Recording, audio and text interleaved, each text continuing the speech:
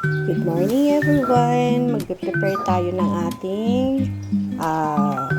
pangtanghalian. Request ng mga bata is broccoli with breast chicken.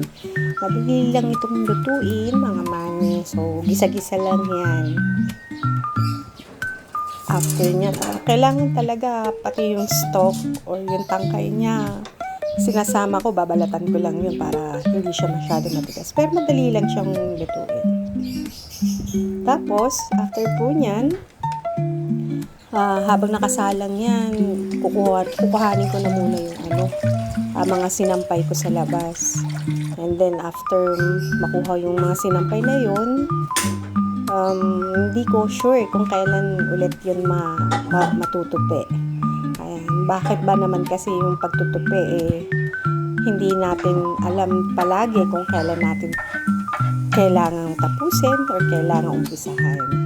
So, andyan na yung pagkukuha ko ng sinampay. Andyan yung aking anak na bunso, medyo nangungulit. So, sabi niya, kakain na.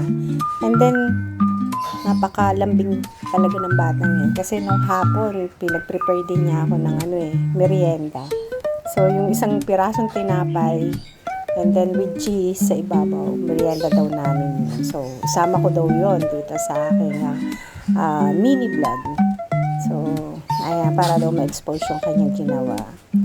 So, ayan na yung aking nilutong broccoli with breast chicken. And then, eto yung sibunso.